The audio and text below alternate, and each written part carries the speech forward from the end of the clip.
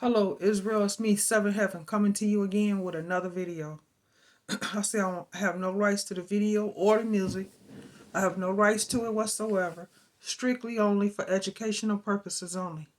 Let's get into it, Israel. Here, Woodward TV speak about Enoch and the fallen angels. Let's get into it, Israel.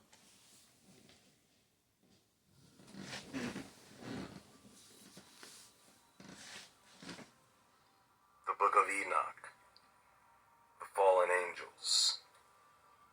They may have taught and maybe still are teaching man many things, when they themselves still have much to learn. No, they do not know everything. Many assume that they came here knowing it all, but they do not. Like children, they had to be taught by their elders, and their elders had to be taught by their Creator.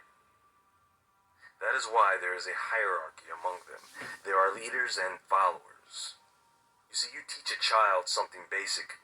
They know that they do not fully understand what they have been taught, but that doesn't stop them from running off and teaching their friends what they have learned. It didn't stop the fallen from teaching mankind. So I want to go back to the Book of Enoch and point something out. And you may be interested to know that there are many things we have accepted into our lives that are like spiritual gateways between us and them. Symbols, relics, artifacts of darkness.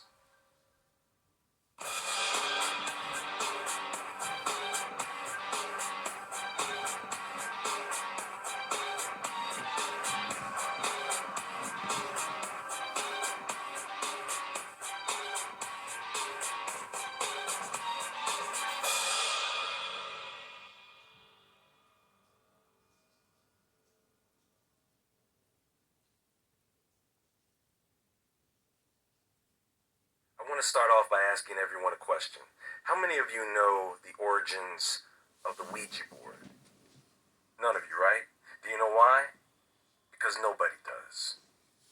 What I do know is Israel's not something that Israel need to be messing with, but yet Israel mess with it anyway. Ouija board is not a good thing because Ouija boards open up portals for demons. Those who know. Those who don't, continue to mess with them. Ouija boards can cause you to open up a portal to let demons in or to enter into you, into your family, and to those that is playing the Ouija board. Ouija board is not a good thing. Ouija board has never been a good thing. It's only for those who want to talk to demons. When you think you're talking to a loved one or a friend or someone that you may have lost or is deceased, no, you are talking to demons. And demon comes in all shapes and forms. It's not something Israel need to be messing with because demons, we all know, run amok in your life. Never mean you any happiness, only misery and sorrow. So a Ouija board is very dangerous and it's not to be played with. This thing just came out of nowhere. Yes, you can trace it to a patent from the 19th century, but before this artifact named itself Ouija, meaning good luck, it was simply called a talking board, a toy or game. That had to be proven to work at the patent office before a patent could be applied. Did you know this? Now, you have to ask yourself, for something that is commonly known to be inherently evil, why are people still playing around with these things? You've seen them online, up at 3 a.m., with the intent to do what? Why talk to spirits, of course. It was these. Why would anyone want to play with a Ouija board? One. And then two, why would you want to talk to the dead if the dead knows nothing? The dead knows nothing because the dead is dead. So a Ouija board, we all know, like I said, those who know, Ouija board is very dangerous. Because once you get a demon in you, it's hard to get rid of it. Oh, you can get rid of it with the Most High, but nevertheless, Ouija boards are dangerous. Too dangerous for Israel to be messing with because you can't serve two masters. You can't serve evil and the good and the Most High and Satan. You just can't do it. So if you're gonna play with a Ouija board, then Most High is gonna take his hands off you, because that is very dangerous. Like I said, a portal for demons, Israel. Designed by these entities, so you can bet when these fools call on these spirits, they can hear them loud and clear. The reading of cards, palm reading, the reading of runes. Where do these things originate? Do you know? Everyone recognizes this, right? Ain't that's what the fallen taught women and men? The cutting the roots and the makeup, putting on the makeup of eyelids. Is that what they taught them?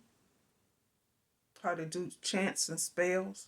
How to do the stars, the stars and the celestial planets? They taught them all that, Israel. How to beautify the eyelids is what I was trying to say. They taught them all that. So that's why we know how to do all that stuff, because our ancestors were taught all that. A dream catcher.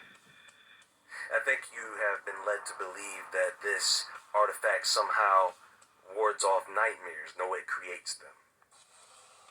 I know some of you are going to disagree, but I'm telling you, if you have one of these things in your house, get rid of it quickly. Many of you have heard of the ancient tales of men being able to cast evil spirits into artifacts. You know, the jinn. And if you didn't know this, this is a common practice of witches. Witches can have these dark entities take possession of an object. Do you know what else is a common practice of witches? Jewelry making, along with selling it to the public. It is usually the type of jewelry that comes with stones, charms, crystals. So some poor soul runs across one of these websites that sell these things. They don't know what it is. It just looks nice. So they buy it, but they do not own it. No. One of these beings out there owns it. And all the others together with them took unto themselves wives. And each chose for himself one. And they began to go in unto them, and to defile themselves with them. And they taught them charms and enchantments, and the cutting of roots, and made them acquainted with plants. And Azazel taught men to make swords, and knives, and shields, and breastplates, and made known to them the metals of the earth, and the art of working them, and bracelets, and ornaments, and the use of antimony, and the beautifying of the eyelids, and all kinds of costly stones, and all coloring tinctures. Now, what I find interesting about these particular verses is that these are things men still do to this day, but none of these things can be linked back to any one person. This chapter goes on to read, and there arose much godlessness, and they committed fornication, and they were led astray, and became corrupt in all their ways. Semyaza taught enchantments. So don't think for a second, Israel, that as well as the Most High punishing the fallen, bound them for the heart of the earth for 70 generations. That is a long time, to the day of judgment. As well as the Nephilim, he punished them too, right? Didn't he destroy them with the flood? So don't think for a second that he did not punish the women that laid with the fallen, because he punished them too. Some say, Israel, don't know if it's true. Leave me, word in a comment if you know, that they turned them into sirens and mermaids because they were defiled, because they laid with the fallen, the ones supposed to. And the fallen had changed themselves into men, because who knew what the fallen looked like, actually? Who knew what they looked like? So they had to blend in, so they turned themselves into men, so that they would be attractive, enduring to the women. Because if the women knew exactly how they looked, they wouldn't lay with them. So they couldn't fall, turn being who they are when they was in heaven. And root cuttings. Amoros, the resolving of enchantments. Barakio, astrology. Kokabel, the constellations. Ezekiel, the knowledge of the clouds. Arakiel, the signs of the earth. Shamsiel, the signs of the sun. And Sariel, the course of the moon. And as men perished, they cried, and their cry went up to heaven. So let me ask you folks, according to this chapter, what are all these things that men were taught to do ingredients for? Sounds like they were teaching men the art of war and witchcraft. I guess you could call it warcraft. Now I want to turn your attention back to something. How many of you have something in your home that you may have packed away somewhere in an attic or basement that is questionable? Let me give you an example. It may be a statue, a strange piece of old jewelry. It could be a book, or even a game not so obvious as the Ouija board, but card games like Magic the Gathering, Pokemon, Yu-Gi-Oh! These things are questionable when it comes to attracting negative energy or evil spirits. But you know, sometimes. Did you know, Israel, that your phone is a portal for demons to enter into your home, you, or anything that's here? Did you know your TV is a portal? Did you know your tablet and computer is a portal? Those are portals. And in what you watch, whether it's good or evil, it's still a portal. And that's all a demon needs. To them, that is an invite to come into your home and then come into you because of the things that you have that's with you or that's around you. Did you know that, Israel? That's why some people who know don't have TVs or computers or tablet. All they have is a phone. But even a phone is a portal for a demon. Especially if you're watching scary pictures or horror pictures. That is an invite for a demon to come in. Something to think about, Israel. These objects are tagged with symbols. Symbols you see almost every day. And you really don't know what they are because no one ever told you. If a scammer gets on your system, they're going to live on there.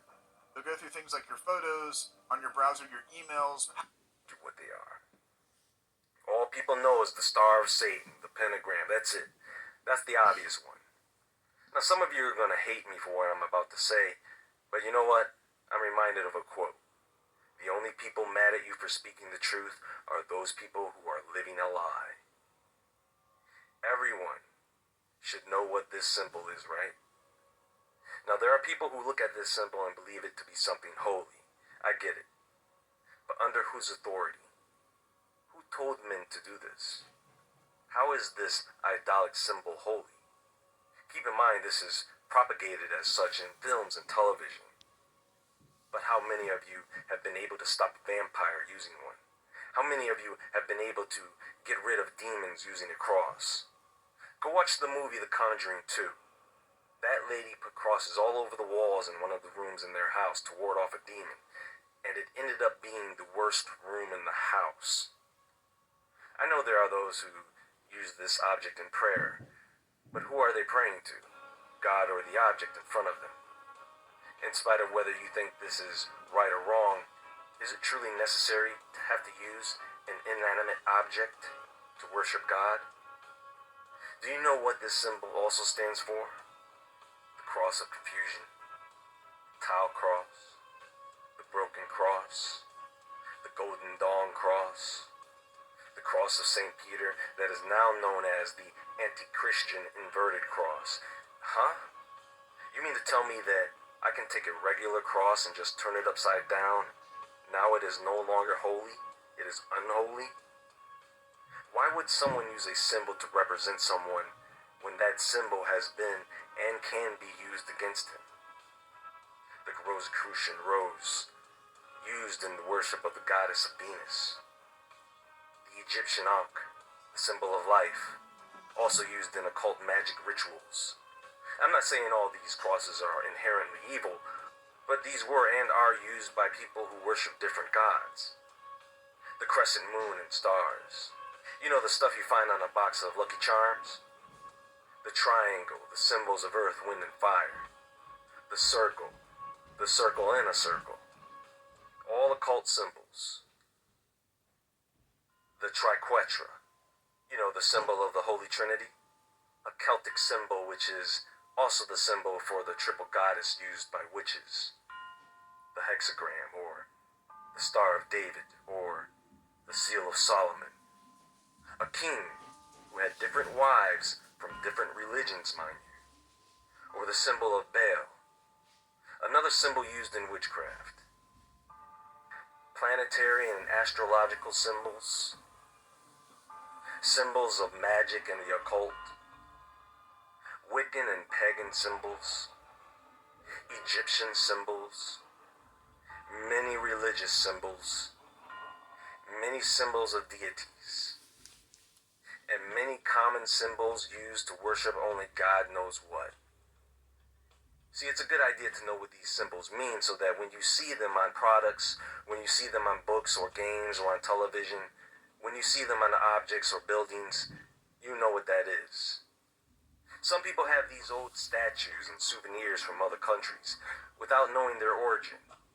They are questionable. Old dolls. Well, I'm not really sure about old dolls. They just creep me out, so I just threw them in there with the rest. Ventriloquist dummies especially. Let me tell you something. If you have a ventriloquist dummy in your house, you are asking for it. I don't even want to be your friend if you have one of those things. Barbie, on the other hand, seems to be pretty harmless.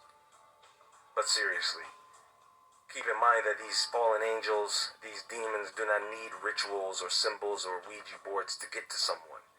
These people only need these things to get to them. That is a trick. To get the person to believe that they have some type of control over them. It doesn't really matter what the symbol is. It is the intent behind it. This is why people have to go through all these crazy rituals invented by the fallen. Because it shows their devoted, committed intent to summon spirits. And that is what they want to see from people. An act of worship. Now, Enoch was a translator. If you go through the books, you'll learn that he spoke the language of the Watchers. He transmitted messages between God and the fallen, because God wouldn't talk to them anymore. You know, the Nephilim, they were given a chance. God kept sending Enoch to tell them, but they did not want to hear it. Not until it was too late. The same with the Pharaoh of Egypt. He was given a chance. But see, God knew that was going to happen even before the earth was created.